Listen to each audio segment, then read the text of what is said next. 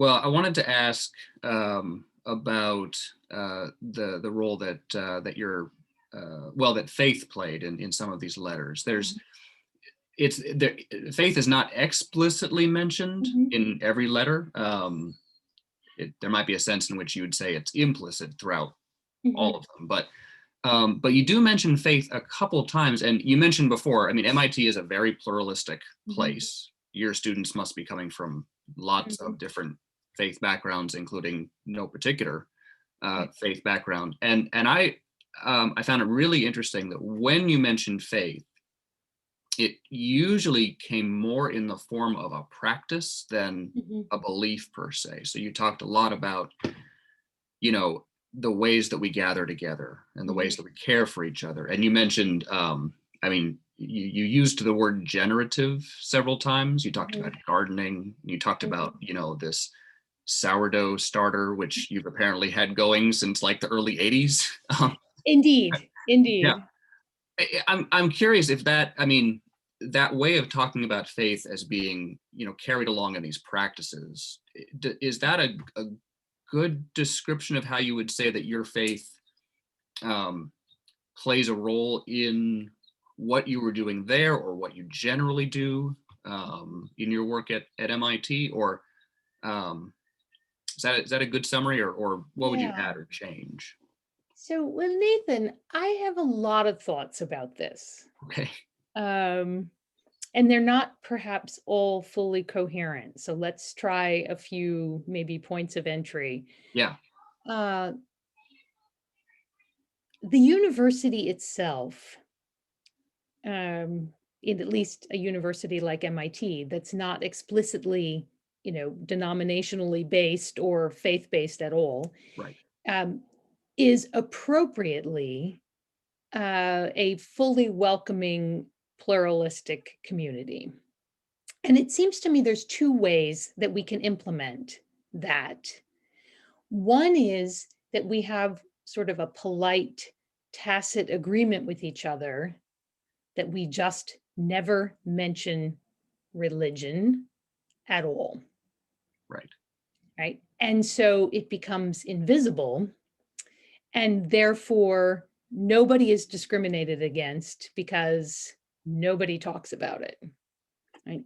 The other way we can have that kind of a community um, is in which no set of beliefs are promoted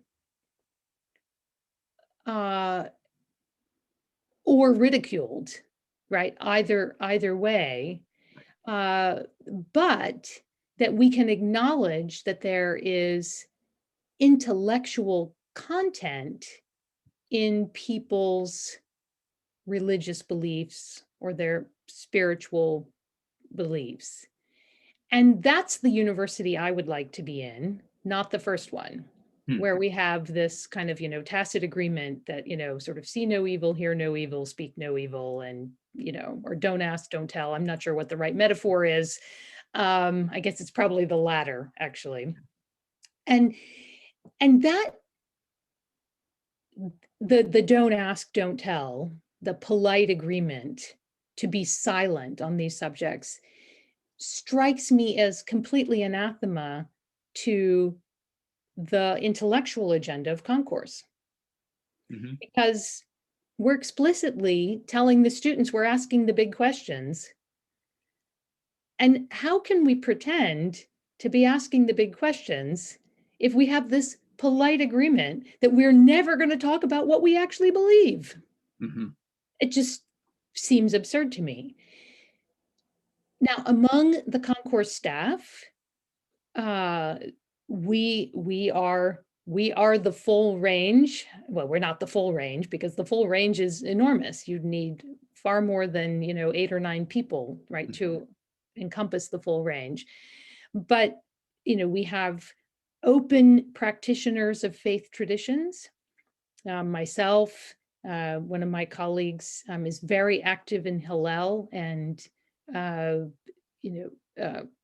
maintains a, a Jewish household, both from a spiritual point of view and a sort of ethnic practice point of view.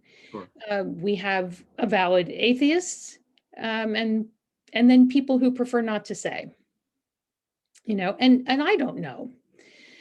And I want our students to be able to talk as openly about their questions or their beliefs as the staff feel like we can.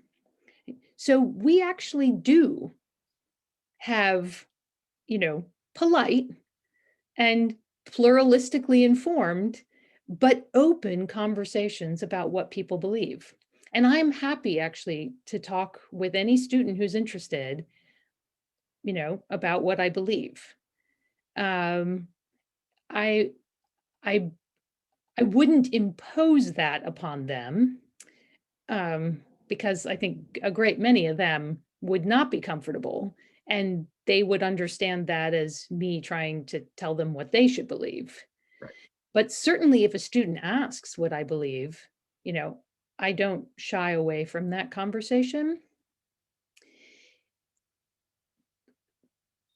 In the letters, I did feel that I had to walk a slightly finer line, perhaps, because they were going to go out into the world and, Sure. it's one thing to have a conversation on Friday afternoons with 18 students who you've been in conversation with for 3 years already.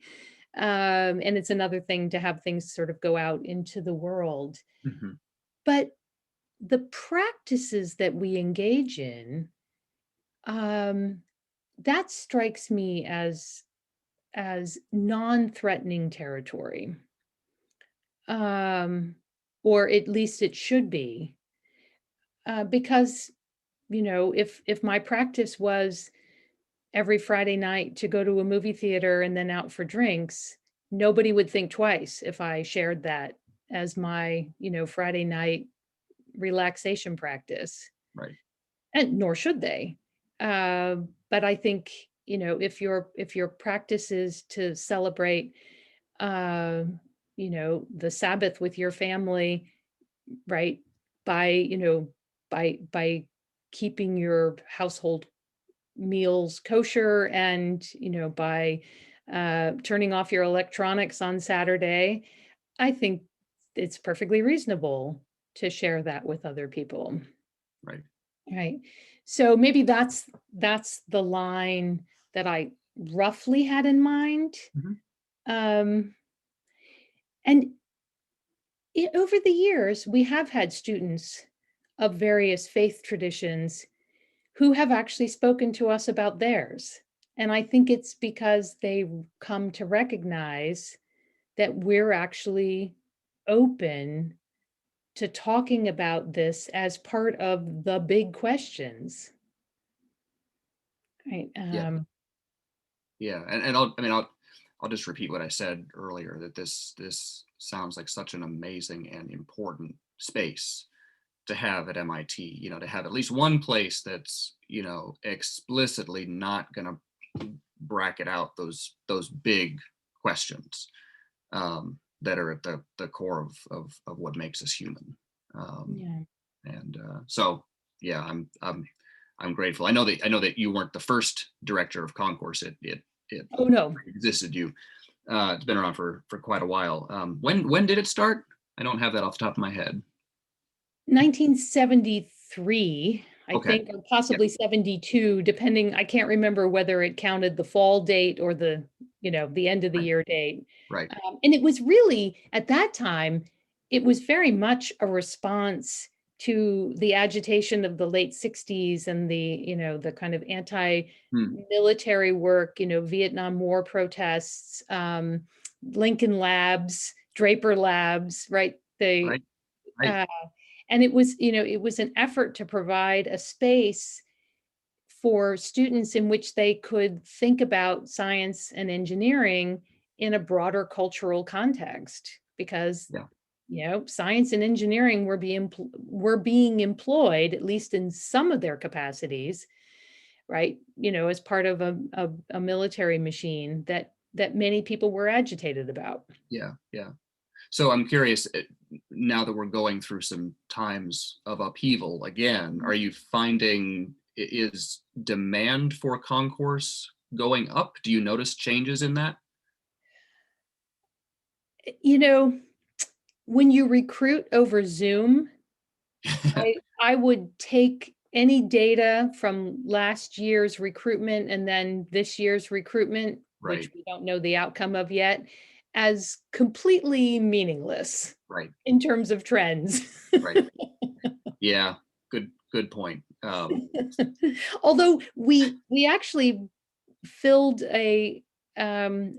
basically a full cohort this fall, which I have to say I was both thrilled and a little bit amazed. Because, on the one hand, there's no lounge, there's no lunch, right? You in the back of my mind, I wonder sometimes, are we really just luring them here with food, right? And then they stay for the conversation because the food is good. And, the fact that so many were willing to do this over Zoom suggests to me that there's more going on than just the food. On the other hand, if you're going to have a sort of alienating semester anyway, you Right. know, maybe joining one of, so who knows? I infer nothing from the data. Okay. Spo- Spoken like a good economic historian. Well, this has been great. I really appreciate you taking the time to talk to me about concourse and about these letters that you wrote. Um, is there anything that we didn't cover that you would want to share about these? Probably not. I'll just say that I'm really hopeful that the Octet Collaborative can become the kind of space, Yeah. both virtual and real, hopefully, Right. where this kind of community can emerge as well. Yeah. It's very much, what I'm hoping for. And then, of course, in that context, because the Octet Collaborative is specifically or expressly Christian, that, I think the kinds of big questions that interest me as both a scholar and as a human being, that they will come to the fore, in some sense even faster because people will have self-selected to be there. So Right. I'm really excited. Yeah. Yeah. Well, I am as well, and I've taken a lot of inspiration from your work, and it's been great to get to know you. So thanks very much for this conversation. Thank you, Nathan. It's a pleasure. Yep. All right. Okay, See you later. bye.